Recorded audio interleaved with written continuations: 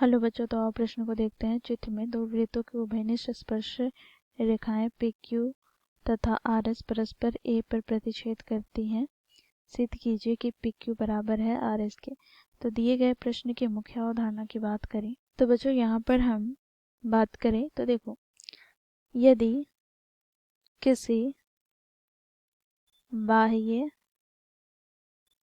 बिंदु से वृत्त पर स्पर्श रेखा खींचे तो स्पर्श रेखा बराबर होते हैं।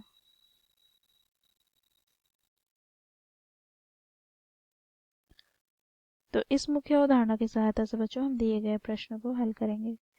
बच्चों देखो, यहाँ पर हमें दो वृत्त दिया गया है। बच्चों देखो, इस वृत्त का केंद्र हम यहाँ पर ओ लेते हैं और छोटे वाले वृत्त का केंद्र ओ डैश। तो बच्चों देखो, यहाँ पर बड़े वाले वृत्त अर्थात तो ओ केंद्र वाले वृत्त पर बच्चों देखो बाह्य बिंदु ए से वृत्त पर स्पर्श रेखा खींचा गया है, ए पी तथा ए आर। तो यहाँ पर हम लिखेंगे क्योंकि ओ केंद्र वाले वृत्त पर बाह्य बिंदु ए से स्पर्श रेखाएं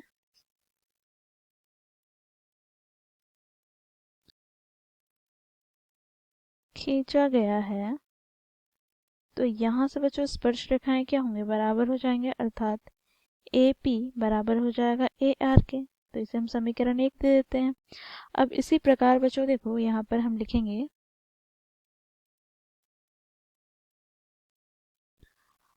तो देखो यहाँ पर ओ डैश केंद्र वाले वृत्त पर बाह्य बिंदु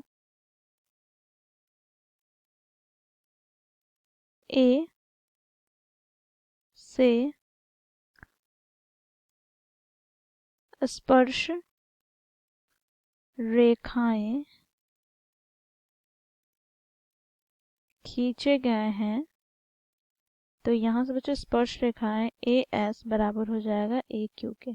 ठीक है, तो यहाँ पर हम इसे लिख सकते हैं ए क्यू बराबर ए एस। समीकरण 2 दे दिया। अब बच्चों देखो, समीकरण 1 तथा 2 को जोड़ने पर तो बच्चों देखो समीकरण 1 के दाएं पक्ष में क्या है, तो बच्चों देखो दाएं पक्ष में है ए आर और बाएं पक्ष में ए पी है। तो दाएं पक्ष से जुड़ेगा और बाएं पक्ष से। तो ए पी प्लस यहाँ पर ए क्यू होगा बराबर यहाँ पर बच्चों देखो A R plus A S होगा।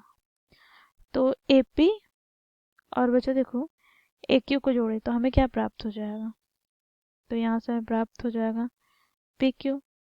अब बच्चों देखो यहाँ पर ए एस और ए आर को जोड़े तो यहाँ से हमें क्या प्राप्त हो जाएगा, तो आर एस या एस आर।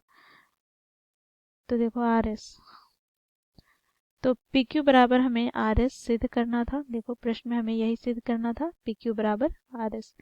तो इस प्रकार बच्चों हम लोगों ने मुख्य अवधारणा की सहायता से दिए गए प्रश्न को सिद्ध किया। आशा करती हूँ आप लोगों को यह प्रश्न समझ में आया होगा। धन्यवाद।